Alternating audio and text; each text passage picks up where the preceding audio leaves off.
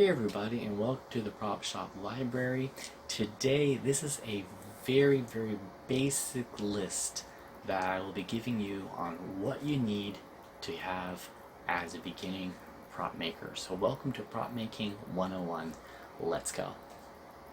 Welcome to Prop Making 101. So we're going to be going into the explorative part. Now, are you making soft prop making or hard prop making? What's the difference? Well, soft prop making is tape and cardboard and scissors and plastic and clay, and hard prop making involves welding and screwdrivers and metal and other hard objects. Soft prop making.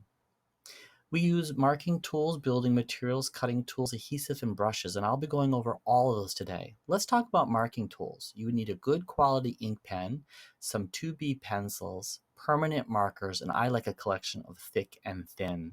You can never have enough. Also, building materials, cardboard and color papers, and building materials like foam and plastic. Styrofoams and foam tools and polyplastics are very important in prop making. Cutting tools, scissors, bonsai shears for plastic, and etcho blades. Wire cutters, and hole punches known as a pick, and rulers.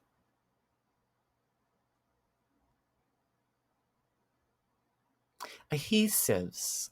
Scotch tape, like a large one, and an office tape, electrical tape, and masking tape are very important in prop making. I would also invest in a tape holder, some white glue, and some glue sticks.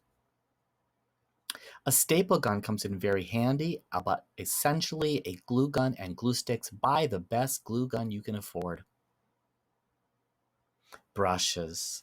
I have a massive collection of brushes, including triple O's, fans, acrylics, oils, Chinese watercolors, large, and Chinese watercolor softs.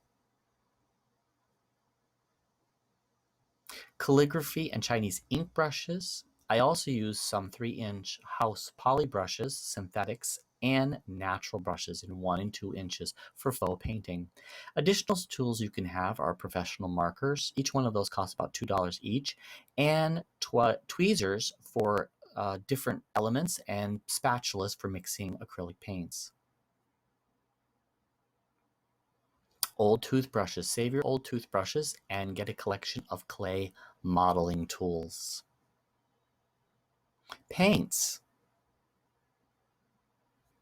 This is my collection of acrylics. This is a fraction of how much I have. Now comes the essential part that I wanted to add.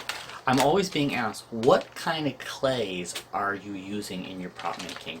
Well, these are polymer clays. They're air dry. This brand that I'm using right here is by a company called Amos, which is made in South Korea. It is a soft air dry clay. It has a very intense adhesiveness, so if it gets on something, it's hard to get off. However, as soon as you make something with it, and that dries, that's going to stay exactly like it is, and it's very easy to paint over. How many different brands are there out there? There are so many brands. Just check out Amazon for under air dry polymer clays. Check it out. Let's go on. Also, some things that you could add to your basic list are spray paints, like this one that I have here. I have a whole collection of different types of spray paints. Every single color I can get my hands on. A lot of dollar shops can have good quality, affordable spray paints you can use. Another part that should be in your adhesive collection is a spray adhesive glue. Now you can always add this at any single time. It is great for putting styrofoam together. Always wear a mask when you are doing that.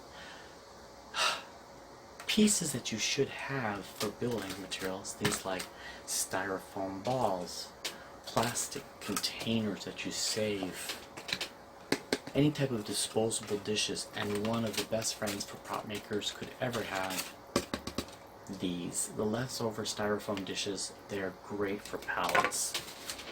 The final piece that I wanted to add about making props is there's 2 extra elements of soft prop making you could get into.